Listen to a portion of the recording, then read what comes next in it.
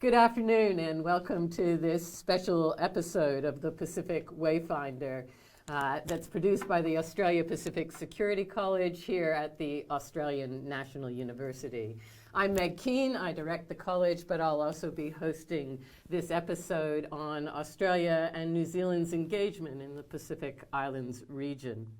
Before commencing, I'd just like to acknowledge the first Australians on whose lands we're meeting here in Canberra at the Australian National University and pay our respects to the elders of the Ngambri and the Ngunnawal people and their leaders, past, present, and emergent. With me today to be involved in this discussion about Australia's and New Zealand's partnerships in the region, we're fortunate to have the Honourable Seselja, who is the Australian Minister for International Development and the Pacific. Welcome, Zed. Thank you very much, Meg. Great to be with you. We also have Your Excellency Dame Annette King, who is the New Zealand High Commissioner here in Australia, but I should also say has also been a cabinet minister in a former New Zealand government. Welcome, Annette. Kia ora, and thank you for having me. Thank you. Today we'll be discussing the partnerships in the region under the Australian Pacific Step Up and the New Zealand Pacific Reset. These are major policies that shape our engagement in the region, but of course they're 3 to 5 years old and have continually been evolving. And with current challenges in the region, we're interested to know that how are things changing in terms of the way we engage in the region. Both Australia and New Zealand have stated very recently our intention to enhance our ambition in the region and also to strengthen our presence and our relationships, to boost resilience now, but also for the future. And that's going to be needed when we think of what's going on in the region, with COVID really weighing heavily on Papua New Guinea and Fiji, taking an enormous personal and community toll on those countries. But the rest of the Pacific is also reeling from economic hardships, from a prolonged lockdown. And of course, COVID's not the only thing that's presenting challenges in this region. Climate change and climate impacts have been extreme. In the last year, we had 3 significant cyclones that this region has had to deal with. And the science is in to say that we should expect that the impacts are going to likely be greater and come sooner to this region. So being prepared and adapting is going to be key. Of course, this region is a very resilient one. It has strong community structures. It has a deep understanding of place and ecosystems, and also diverse partners. Australia and New Zealand have played major roles in development partnerships in this region, but we're not the only ones active and engaging. There's also, of course, United States, Japan, China, and many others. This opens up opportunities for the Pacific Islands, but also creates geopolitical tensions that we'll talk briefly about today. So I think now is a great time to have a critical look on how we're going and the challenges ahead of us and what our ambitions are for the future. Just so our online viewers are aware, the way we're going to do this is we're going to have an informal conversation about some of these issues. And then about at the halfway mark, we're going to go to pre-recorded questions from all around the region so we get a sense of what's important on the ground around the Pacific Islands and how our leaders are responding to those priorities. So let's make a start. And the first thing I'd like to do is just to get to know a little about both of you and your relationship to the region. So Dame Annette, you've been visiting and in and out of the region, I think, for some time. Perhaps you could tell us a little bit about your experience in the region and how that shapes the way you think about regional development and the role of New Zealand. Well, of course I am of the Pacific. New Zealand is a Pacific Island nation, and we see ourselves very much as the Pacific being our home, and it is where our heart is. And so I've grown up as being part of the Pacific, and increasingly in New Zealand, 1 in 5 people, over 1 million people, are either Pacific Island or Maori. And so the influence of both those cultures on New Zealand has been immense. And so, you know, as a former minister engaged in the Pacific, in my role here, we have a very tight network of heads of mission from the Pacific, and working with people like Zed, working with people like you and McDonald in the Office of the Pacific, working together on how we can make the Pacific far more important and relevant to the eyes of the world, but also our own populations, and the important role the Pacific plays. And of course, the Pacific is a place that's emerging, evolving, dynamic. What is one major change of New Zealand's approach, given that deep understanding of the Pacific and the Pacific people? It goes to the fact that we have so many Pacific Island people who live in New Zealand. Auckland is the biggest Pacific city in the world. It's the connections that we have back into the Pacific, and what we have learned from those connections in terms of the way that we work together, we deal with each other, the understanding of the Pacific that comes from those who live within New Zealand, who have come to New Zealand or been born in New Zealand from a Pacific background, and the connections they bring for us back into New Zealand, and how we've been able to build on those politically in terms of people-to-people contact and so on. So that's a real strength for New Zealand, has been the very settlement of Pacific people into New Zealand and vice versa. Okay, Mr. I'd like to go to you. You're new to the Pacific portfolio in the Morrison government, but I understand you've been having lots of discussions with Pacific leaders, only just come back from Papua New Guinea.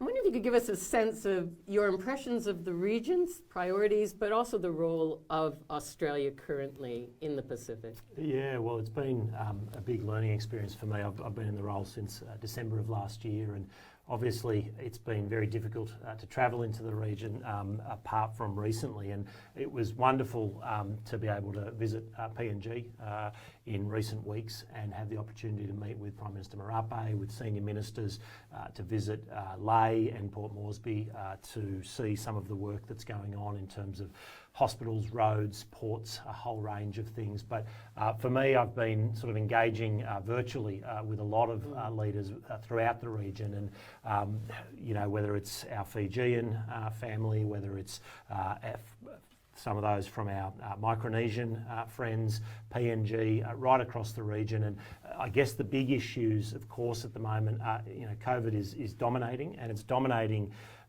in different ways, I suppose. So, you know, obviously in Fiji at the moment, they're dealing with a pretty significant outbreak. In PNG, also in beyond, and obviously we look into Timor-Leste as well, has had significant case numbers. But many other parts of the Pacific, of course, have been either COVID-free or virtually COVID-free, which is wonderful from a health perspective. But those economic impacts are very, very real. And you know, when with closed borders, places which traditionally have seen a lot of tourism coming out of places like Australia and New Zealand and beyond, that's really hit very, very hard. So I think the issues are around getting populations vaccinated, dealing with those economic impacts right now on the ground, helping stabilise, making sure governments have enough money to be able to deal with some of the social safety net issues, to make sure that people are looked after at pretty difficult times. These are some of the great immediate challenges, along with some of the other challenges you've listed. So let's go into some of those issues. You have announced, I think this week, that 1 million vaccines will be going out to the Pacific. But in some of these cases, particularly in PNG, we have a real problem with boots on the ground, and that's been raised in the media, that there just needs to be more assistance to deal with vaccine hesitancy where it is, to get medical professionals there and relieve the very strained health systems.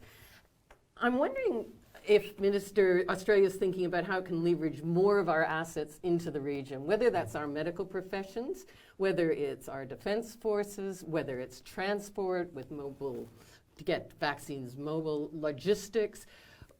Are we planning to do more in these countries that are really reeling right now and under immense pressure? Yeah, well, I mean, the first thing to say is we talk about the 1 million doses, and we'll hit 1 million doses into the region from Australia today, which is a great milestone. And we've committed 15 million doses for the Pacific going forward. So you're right, the doses are important, and in places like Fiji, we are seeing them deployed pretty quickly, almost as quickly as we get them there. They are then being put into people's arms, which is great as they deal with that outbreak. But you're right, there are other parts like PNG where it's been a lot more challenging, where supply is not the big issue at the moment. Issues around logistics, remoteness, issues around hesitancy are quite significant. So we have from the start said that we will do a lot more than just doses, and we have been doing that.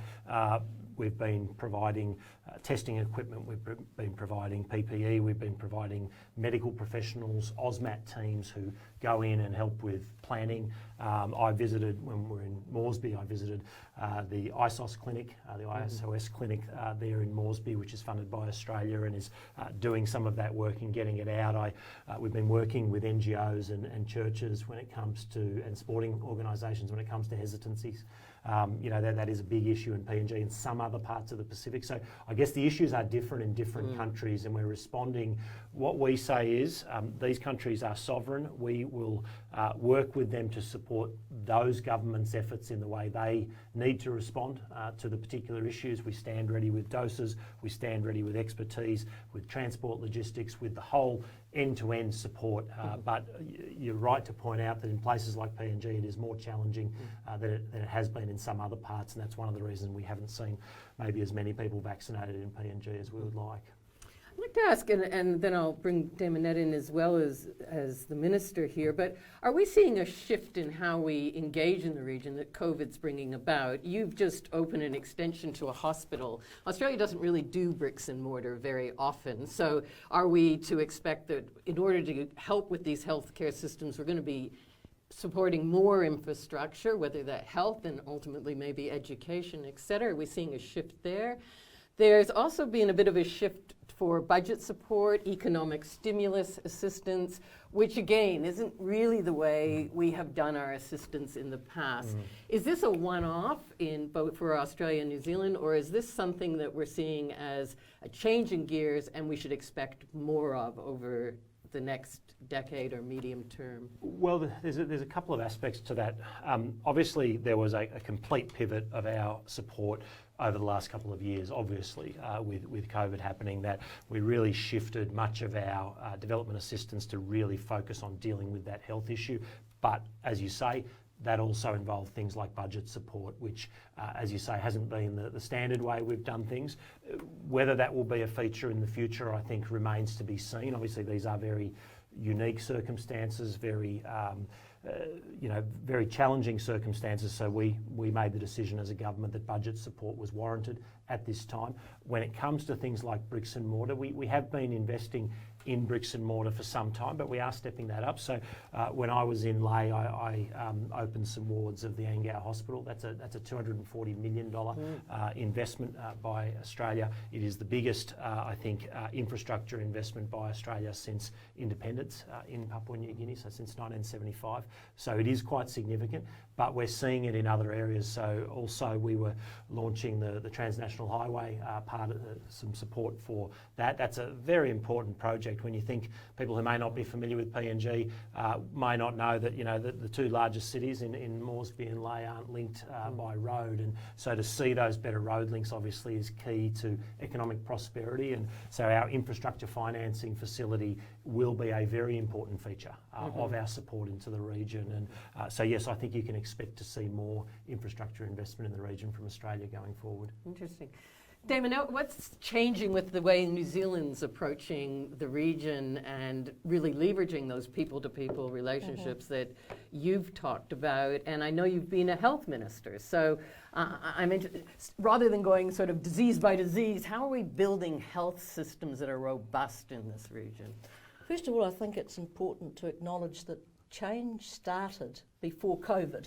So we're talking about what's happened since COVID, but for both Australia and New Zealand, with our reset policy and your step-up policy, we'd already recognised that we needed to do things more urgently and differently within the Pacific. And so our policy has been evolving. And so, COVID comes along, we've got some short-term things we've got to deal with. But we are looking in the longer-term resilience in the Pacific. What can we do in the future, and addressing the things now, but in the future, to make them self-reliant, for them to be free and able to live their lives. And so looking in the longer term as well as what can we do in the here and now is part of our approach. And it's been around looking at how we engage. It's the how we go about it that we see as really important. In the past, we've been inclined to say, well, here's our bucket of money and that will be spent on that. Where we're saying what we need to do is to work in partnership with the Pacific nations on what are their needs, what have they identified that is going to make them resilient, that's going to give them the prosperity they need, and working closely with our closest neighbours, Australia, to help achieve that. So we're evolving our approach. So when we look at COVID, we're working very closely together on the vaccination rollout. We've taken responsibility particularly for Polynesia, if you like, and I'm pleased to say in the Realm countries, in the Cooks and Niue and over in the Tokelau, we've almost got 100% coverage. Small populations, yes, but willingness for it to happen. Mm-hmm. We're working with Australia very closely in Fiji. There's actually an Australia-New Zealand MAT team over there now, so which is great to see. So these efforts are going in, but I think the change is, what do we do in the long term? And one of the securities is health security, along with food security and others. And health security means the ability for people in the Pacific to live healthy lives. What do we need to work with them on for that to happen? So we're talking about COVID at the moment, but in Samoa at the moment, there's a rotavirus outbreak, which may need help. So we cannot overlook the here and now in primary health care and public health, but building their ability along with us to be able to manage the long-term health issues. And some of it goes to some simple things which are related to climate change, like good drinking water, absolutely vital in any public health system.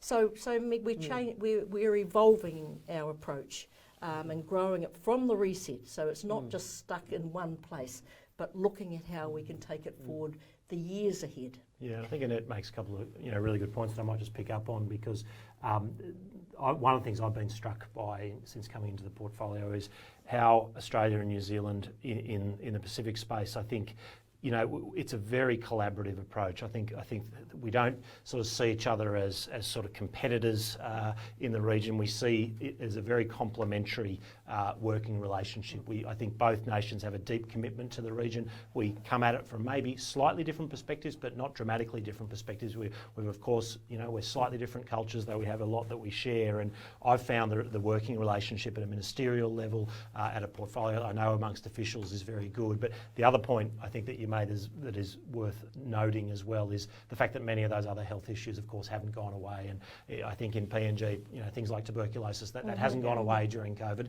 Those issues are there, and in fact, sometimes they can even be heightened as a result of the focus on the pandemic. And I think there's COVID that's straining the system, climate change is too, and it actually is adding to some of the health strains. So I'd like to go on to climate change. The COP's coming up later this year, which is the Global Climate Summit, and the leaders themselves have talked about climate change as being the single greatest security threat to this region. We'll go back to this in questions, but I want to first concentrate on this resilience and adaptation in the region and how we're responding to what the Pacific Islands countries are asking of us. And I might begin with you, Minister. We've been asked to increase our commitment to global climate funds.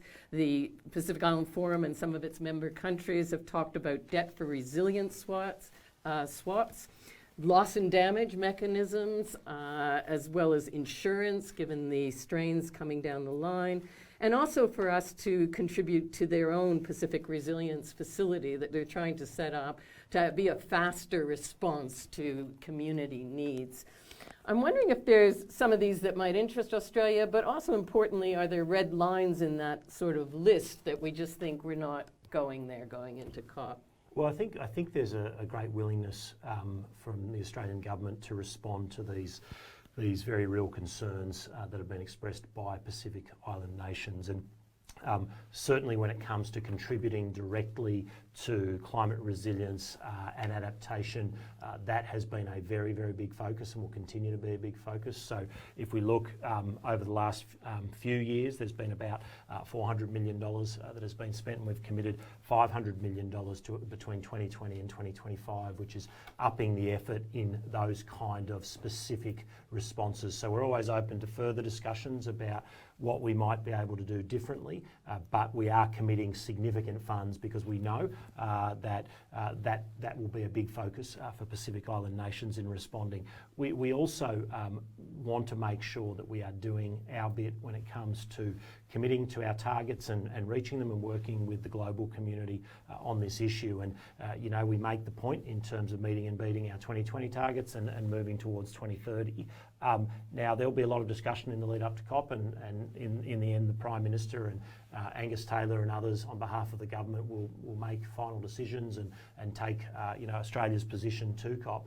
But one of the things we will be certainly pushing for is for countries that have made commitments to be held accountable for those commitments, because it is one thing to commit to lofty targets, it's another to say how you're going to get there. And if we look at Australia's performance, we get criticism from time to time, but compared to the OECD, we are doing about double when it comes to current emissions reductions. And if we look forward, we're looking at about per capita about a 50% reduction target for 2030, which we intend to meet and beat. So these are ambitious targets in terms of what we're doing now, particularly with the uptake of renewables, but also looking forward to 2030, cutting emissions in half per person. That's emissions, but when we're talking about loss and damage funds for these countries that are going to have irreparable damage occurring, and their own financial facilities that they control on how the money is spent. Is that something Australia is interested in backing up? We're certainly open to it. As I say, we've put forward $500 million, particularly for disaster or for climate resilience and adaptation over the next few years. That's quite a substantial amount of money, but of course we are investing when it comes to our annual annual development budget in the region. This year it's higher than usual at around $1.7 billion because of COVID responses, but on an annual basis over $1.4 billion is what we put into the region, and much of that deals with climate. We're going to come back to climate in the question period, so I do want to move on to another pressing issue in the region where we do have to all come together, and that's with dealing with the different players and getting the kind of cooperation and collaboration you've talked about. A strain in the region is China's influence, and it's been raised by politicians and their investment in different types of infrastructure, and how we deal with that together, knowing that Pacific Island countries welcome Chinese investment and interest and potentially trade. I'm wondering if we could reflect on how we all come together, and one suggestion is under the Indo-Pacific we all work under a rules-based order, except that the Pacific is sort of feeling that the agenda is being set without them being adequately consulted, being part of the dialogue, and indeed that their security and development issues are being taken into account with these Indo-Pacific dialogues. Dame Meg, New Zealand, as you've mentioned, sees itself as a Pacific nation. I'm wondering how you are working with Pacific Island countries to ensure that this Indo-Pacific dialogue, the rules-based order, actually incorporates and includes Pacific Island countries in the discussions, in the rule setting, and in their enforcement in their region. Absolutely important. And I think we've learned some lessons, and some of them quite recent, that unless there is transparency and unless there is consultation, small nations will be pushed to one side by louder voices. But I often say we might be small, but when you put us together, we're big. and we have a collective voice. But that does mean that we need to be unified on those issues. And I think there is strong agreement across the Pacific on a rules-based system. But we do have to ensure that voices are heard on that rules-based system. It's not just set by a few countries. And I often say that we overlook at our peril that in the big multilateral organisations, of which we belong to and support, that the vote of New Zealand or the vote of Australia or the vote of China and the US is the same as the vote of Tonga. And so there is power there of those voices in the Pacific working together, because they've got the ability, when we agree on issues and we consult properly and we're transparent about what we're doing, to have their voices heard. And we strongly believe that you need to do it together, that you need to build the coalitions around issues, that a small country like New Zealand can't do it alone. Australia is a medium-sized country, can't do it alone. But when we put together around a series of principles and values, we are able to be more successful. And we must include in those discussions our Pacific neighbours. The Quad's a great idea, we support it, but then how do the other voices get put into it? Doesn't mean you need to join, but how do you have other voices joining in and listen to? And I think that's going to be, some of the challenges. One of the things that is happening, I think, is a great place for voices to be heard, is going to be at APEC later in the year in November. And the ability, because it's virtual, for a lot of the APEC nations to be able to hear some of the issues that come out of our part of the world. And Minister, I think the rub point often is in the Pacific with critical infrastructure, and we've raised concern about Chinese investment in ports, in telecommunications, in transshipment hubs. I'm interested how Australia is balancing their own geopolitical interests with the desire of Pacific Island countries to get more of this critical infrastructure that's so needed in the region. Yeah, well, in a number of ways. We obviously have our own infrastructure financing facility, and that is helping to roll out and support infrastructure development in the region. We see that as very important. We work also with multilateral partners, particularly groups like the Asian Development Bank, who Australia, of course, is a large donor to, and we see some great projects going ahead. You talked earlier about how obviously Pacific Island nations are very keen to see investment right around the world, as is Australia.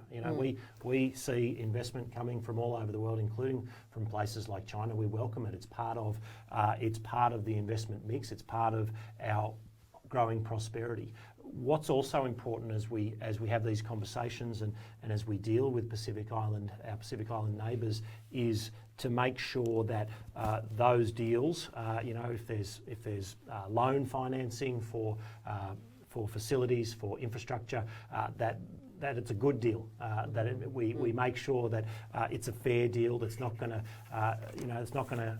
exacerbate economic issues with, of course, paying back loans and the like. So we try and work very constructively with all of our partners to make sure there are those opportunities.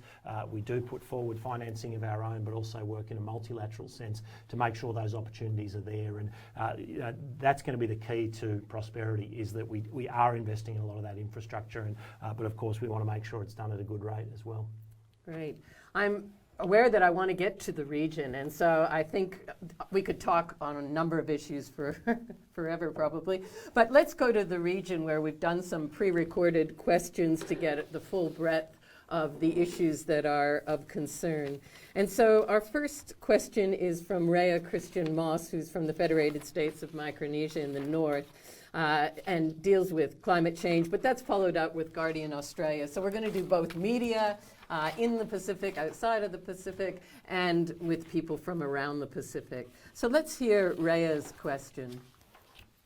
Pacific Islands forum leaders have recognized climate change and resilience as a standing regional priority, naming it as the single greatest threat facing the Pacific. This was further affirmed at the Western and Central Pacific Fisheries Commission through the adoption of a climate change resolution in 2019. particularly in relation to the effects of climate change on highly migratory species of the region. As a low-lying atoll nation, the threat of climate change is both severe and multifaceted in the Marshall Islands.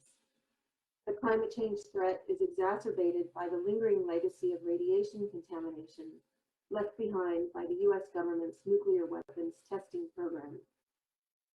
In both circumstances, our communities face displacement from their land and exposure to new and frequently occurring illnesses at levels we've never experienced before. The climate change and radiation threats in our islands are also threats to our health security. So it is not a matter of viewing these threats as singular or isolated, but rather as interconnected issues that require an interconnected approach. My question to the Minister and the High Commissioner is, in a time when regional alliances among the Pacific Islands are shifting and development partners are increasingly flexing their muscles in the region, where do you see Australia and New Zealand as members of both groupings supporting the multifaceted climate change threat in the Marshall Islands, and indeed in the North Pacific, of which Kiribati is also situated and has a similar nuclear testing history and similar health-related challenges? I'm Kate Lyons, the Pacific editor for Guardian Australia, and my question is for Minister Seselja. Pacific leaders have stated they consider the most significant threat to security is the climate crisis, and have also repeatedly singled out Australia as a country they believe to not be doing enough in the fight against global heating. Specifically, they've called out the Australian government's refusal to commit to no new coal-fired power stations and its refusal to set a target for reaching net zero emissions by 2050. Given how important this issue is to the Pacific, and Prime Minister Morrison's repeated statement that Pacific nations are Australia's family, why won't Australia take the steps that Pacific leaders have urgently called on them to take? And do you fear that Australia will be booted out of the Pacific family if it continues to ignore these calls from Pacific leaders? This question's about climate change, about our commitment to the North Pacific, which is feeling it more acutely with the incidents with the Pacific Island Forum and the leadership. So I think if we could perhaps begin with you, Minister, about dealing with these climate change issues, commitments, migration, and how we are engaging with the North Pacific. Yeah, sure. Well, I'll deal with both questions if I can. And in terms of Ria's question about engagement in the North Pacific and particularly with the Marshall Islands, obviously we have had a strong presence there. We are one of the countries, one of the few countries that has a diplomatic presence there, and so we've got a very good bilateral relationship. And so we often have dialogue about how we can be responding on the ground through our development program, through specific requests. So we're always keen to hear about what on the ground things we can be doing, whether it's dealing with some of those on the ground environmental issues, whether it's then taking a step back and looking at disaster resilience and climate resilience. We've put forward significant funds for that across the region, $500 million over the next 5 years for the region. But when it comes to, and this will cover a little bit of Ria's question and a little bit of Kate's question in relation to the broader issues around climate change. I mean, the answer to Kate's question is no, in very simple terms, but as to whether we feel we're going to be booted out, I think was the question. But I would point to what we are doing and what we are committing to. So, we've reduced our emissions by 20% from 2005 levels. Now that compared to the average of developed nations in the OECD is more than double the effort. So when we look at what we are doing in a multilateral sense, in committing to Paris, in meeting and beating our Paris targets, we are doing about double at the moment what most developed nations are doing. And when we look forward to 2030, we're looking at this stage of a commitment of cutting our emissions per person in half. Now that is a substantial commitment, and given we tend to meet and beat our commitments, that is something we take very seriously. And I often make the point when we talk with Pacific leaders about the fact that we have the highest take-up of solar in the world, amongst the highest take-up of renewables in the world. We are investing in renewables per capita about 4 to 10 times as fast as some of our biggest trading partners like the United States and China. So there is a significant effort there to make sure we are doing our bit and we are in fact exceeding what we commit to in those multilateral forums. Okay, I just want to briefly also go to Dame Annette, and really focusing on our commitment, particularly to the North Pacific, and what we're doing to hear the issues that are important in the Pacific, whether it's nuclear, climate, and respond to those. It was interesting that the meeting of our foreign ministers on Tuesday, and our ministers were there, have said and affirmed once again that climate change is the biggest threat facing the Blue Pacific and the lives and the livelihoods of, in a very direct way, and we know it comes from extreme weather events, sea level rises, etc.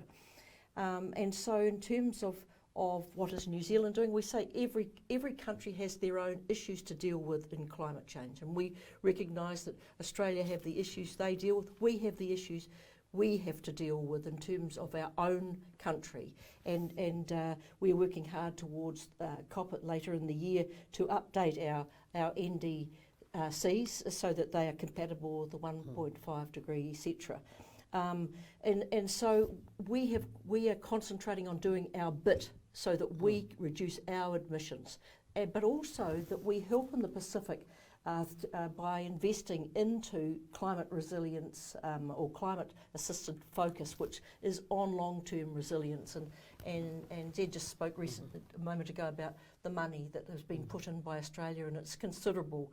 We've also put in 300 million in this whole policy area to build the resilience in the Pacific for Pacific people.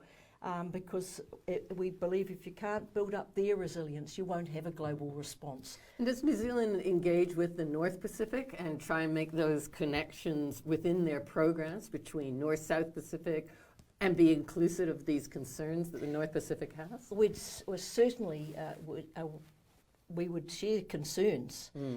It's a bit harder for New Zealand to be everywhere, so you're more likely to see our efforts in our South Pacific.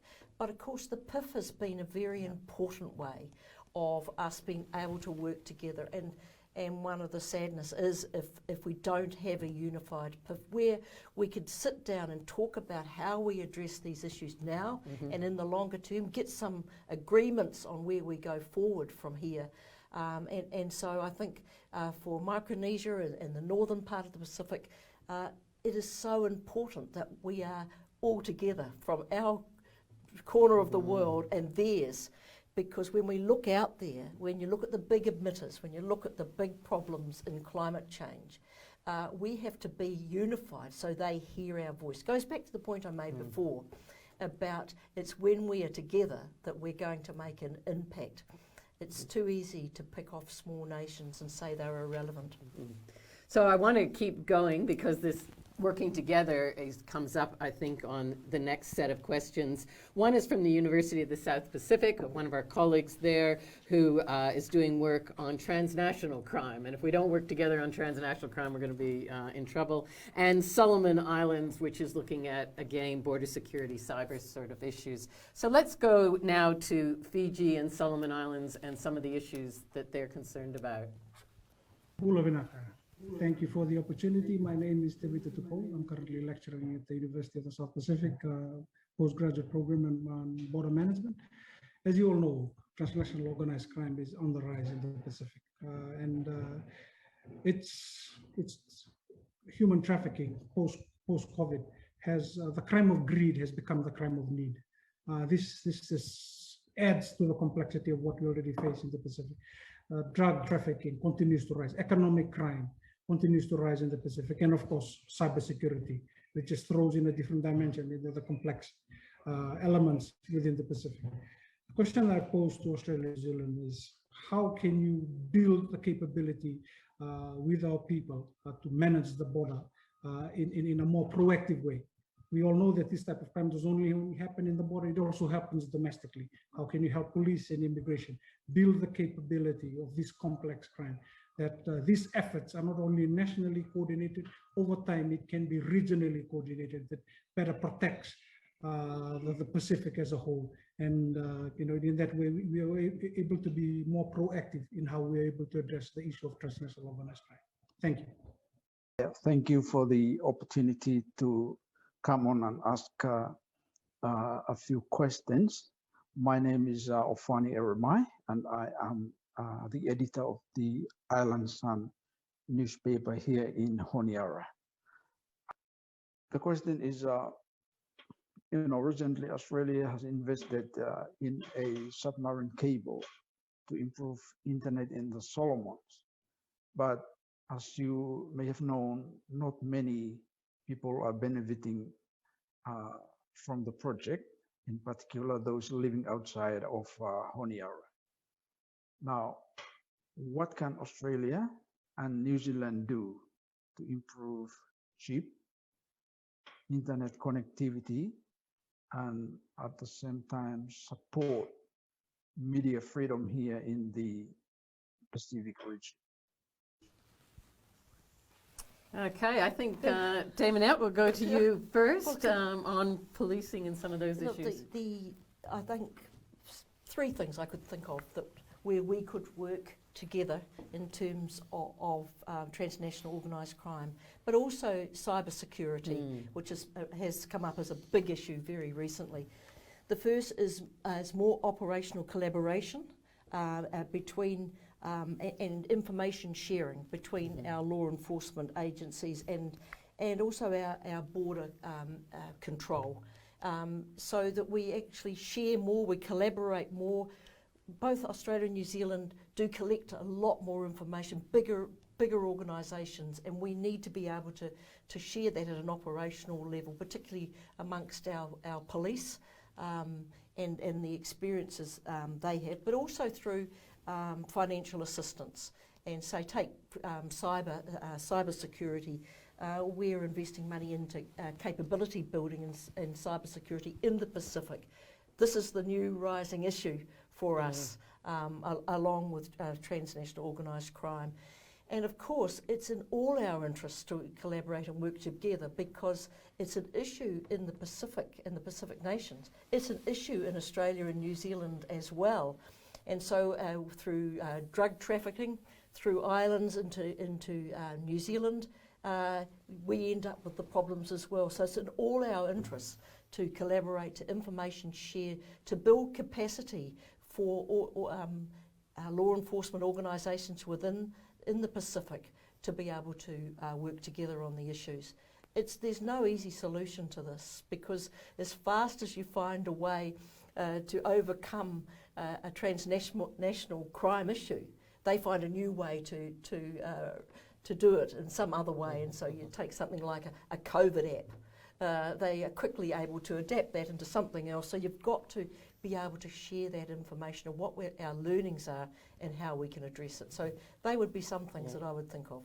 And Minister, I'd like you to address not only sharing information, but capability building, so that the control is within the Pacific and the capability to understand what's going on, but actually to act and act independently if they need to. Yeah, well look, the Australian Federal Police in particular has had a very strong role in the region, in places like the Solomons in a more pronounced way than almost anywhere else. But whether it's in PNG or in other nations, we've seen an AFP presence which has partnered with local authorities in order to build capacity and going to exactly that point that you raise, to make sure that there is ongoing capacity, institutional capacity to deal with some of these very serious challenges that are faced by Pacific Island nations.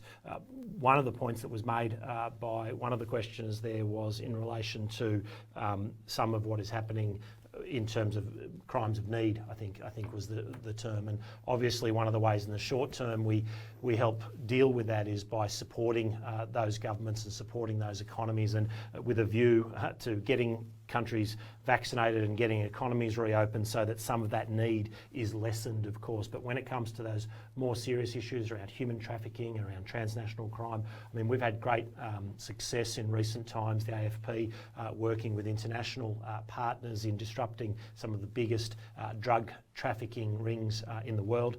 That's been a great success, and we continue to work on that. We're also providing, I think, some great assets. So the Guardian class patrol vessels, which we're providing right throughout the region, give a capacity to nations to be able to, of course, protect their economic zones, their fisheries and the like. And we know that there is a lot of illegal fishing in the region, but also potentially to deal with some of those other issues around smuggling. When it comes to the other question around submarine cables and telecommunications, And accessibility. and for all. accessibility, I mean, it's a really good question. It's something we're very keen on, and the AIFFP, our infrastructure facility, has a very strong bent towards obviously things like communications technology. And the questioner rightly pointed out that there are a number of submarine cables. They are important, but they're not the whole answer. And so we're always working with partner nations and looking at what are the other opportunities, or what are other areas we might be able to support, whether it's mobile phone towers or other types of But infrastructure. are we working with that will assist. NGOs and community groups to ensure that it's just not big business that accesses this, or just not the people in Honiara?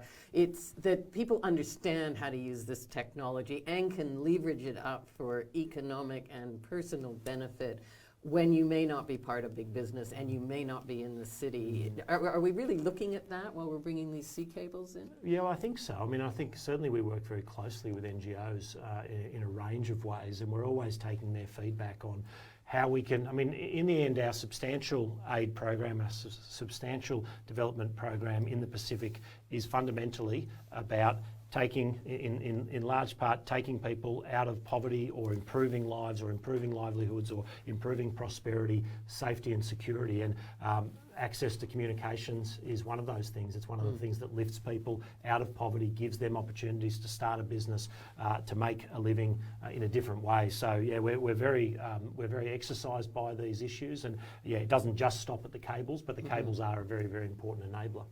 I think also, Just briefly so that we can get to the final Just question. going back quickly to the capability building, I think it's really important that it is done with the Pacific nations. Absolutely. That we don't decide that we ought to have police here, or we ought to be telling them how to do it. And I think that's an issue that has changed over time. So working with Pacific nations, what do they need in that capability building, particularly around transnational crime and so on. And a good example would be, for example, New Zealand police in Bougainville, and have been there since the Civil War, working with the community. But also, I'm sure Zed will have lots of examples as well. But I think it's the with and the how that's important. Yeah, and we'll see if we can get back to Bougainville. But first, let's go back to the region with a question from Papua New Guinea and Fiji that really goes to this inclusive development issue.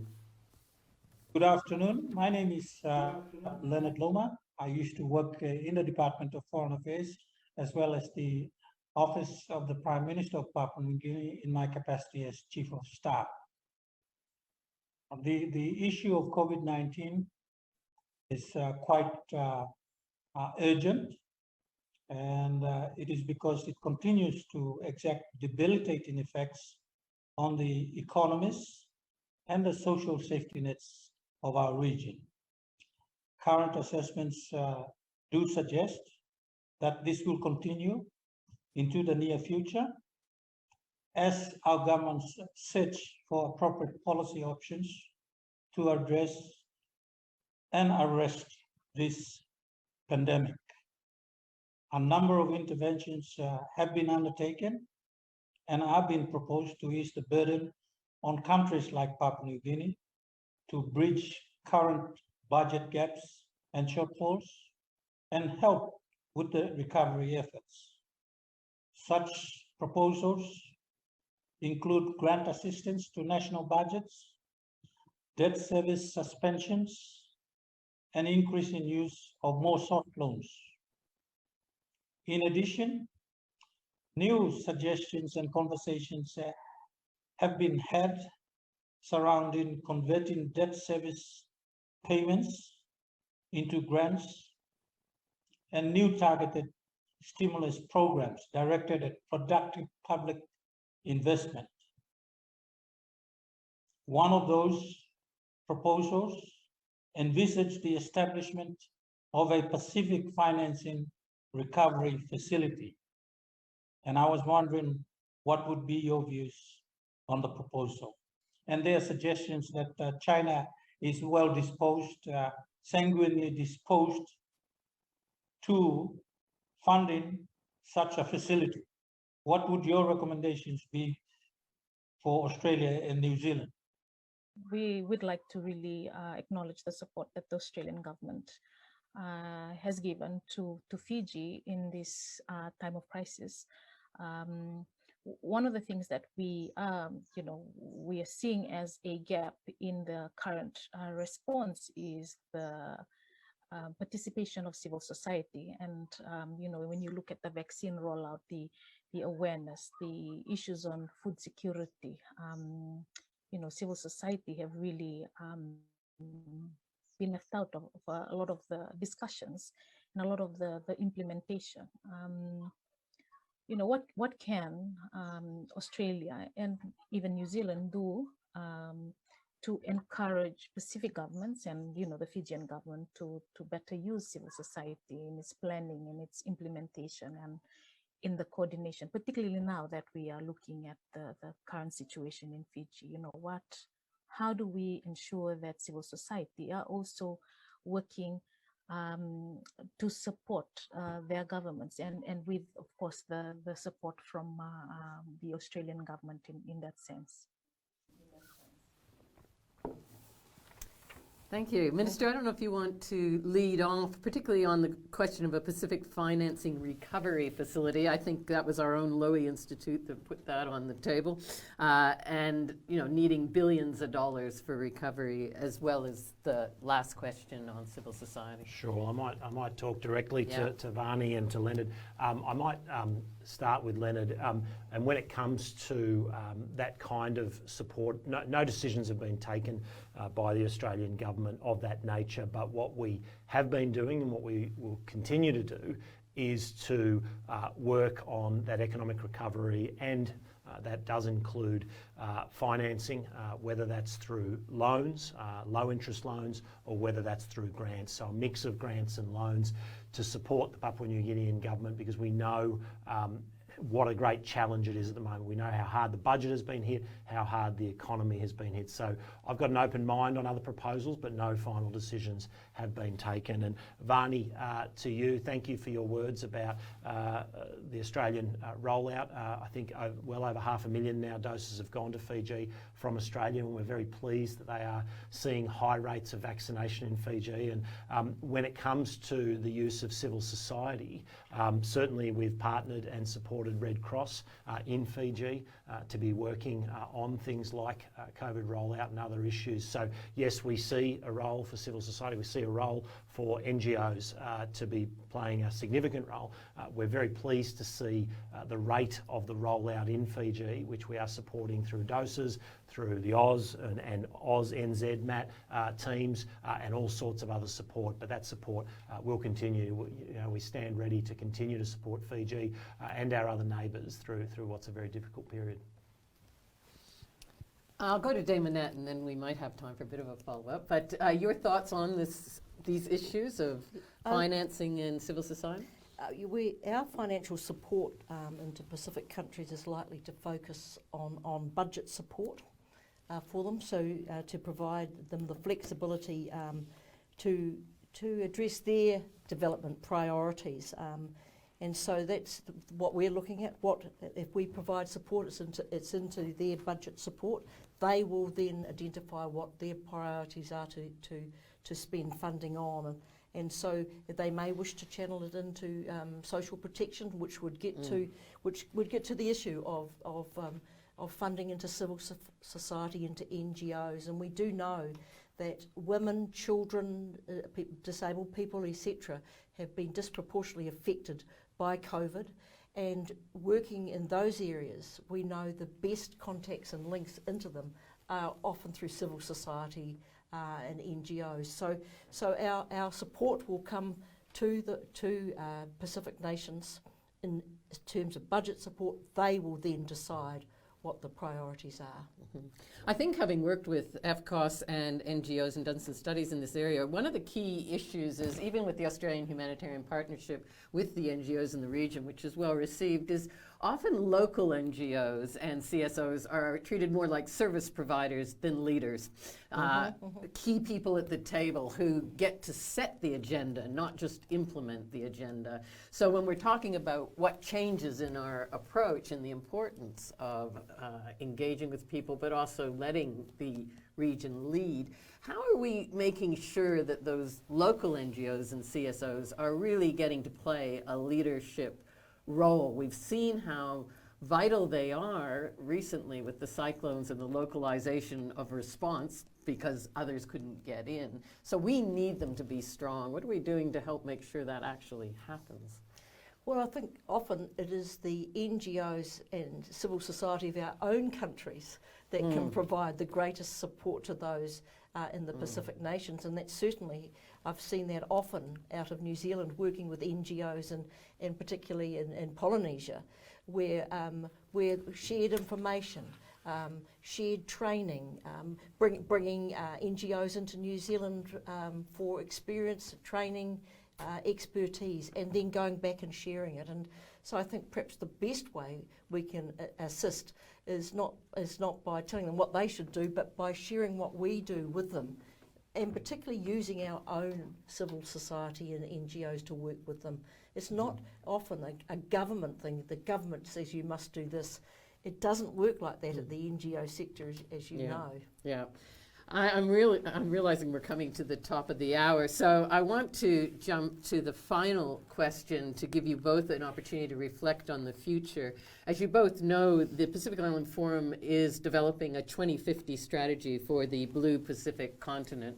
And the whole idea with looking at 2050 is to look right down the line and not only look at the challenges, but the opportunities, and then to really harvest those opportunities to make a difference to sustainable development and the prosperity of this region.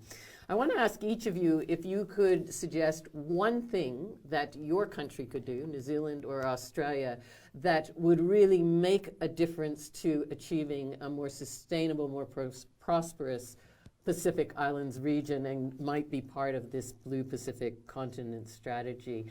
Annette, do you want to run first? Well, I think we ought to recast the current challenges into opportunities for 2050. And there's so many things I could take out of what you've said. So I'm only allowing one. I'll take climate change as one, but quickly move to health security, and because without health you have nothing. And so in the 2050 plan, to have self-sufficiency and ability for Pacific Islands to be able to control their own health systems, to have security of supply, to have improving health status, to have access to the health services we take for granted. And that's going to take a big commitment from our countries to assist in that. And to stop raiding the Pacific of their expertise, to build up our own health systems in our countries, and we're guilty of that. We take from the Pacific into our health systems. What we need to be doing is giving back into the Pacific the expertise amongst their own people to be able to have that long-term resilience. So that's what I would like to see. That comes straight from my health hat. And if that was to happen, in that time, it would make a huge difference to the people of the Pacific. And we look forward to hundreds of scholarships for the young ones to Oh, become well, doctors and nurses. Zed, what would you choose as one big priority to make an opportunity to do things different and achieve better in the region? Yeah, look, I think it's going to be. I mean, there are so many, but I'm going to stick to. I'm going to stick to your rule. I'm going to stick to your rule of one. And say really.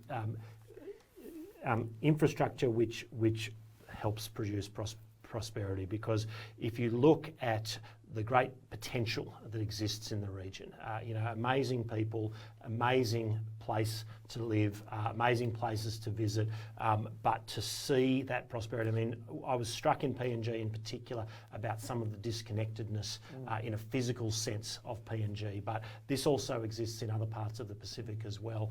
And so to be able to invest in that critical infrastructure, which really will provide greater economic self-determination for these countries. And I think that's what, when I hear from Pacific Island leaders, that is absolutely what they want. Yes, they value the partnerships they have with Australia and New Zealand. Those partnerships will continue, but those partnerships, of course, are always geared towards as much self-reliance as possible. And I think serious infrastructure investment which allows people to prosper, which allows them to be more connected, not just to Australia and New Zealand, but right throughout the world, I think would be absolutely transformative.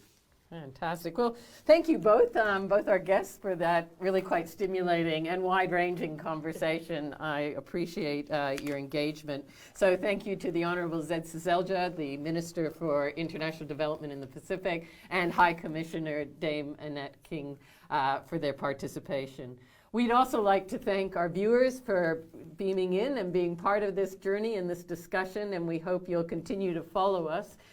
This broadcast and a podcast version will be available on our website at pacificsecurity.net, and we'll be posting that very shortly.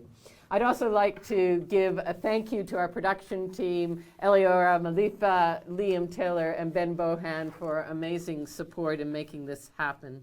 So thank you, everybody, for coming. I'm Meg Keane, and I'm hoping that you'll all stay safe wherever you are around the Pacific and continue on this journey with us at the Australia Pacific Security College. Thank you. Thank you. Thank you. Thanks very much.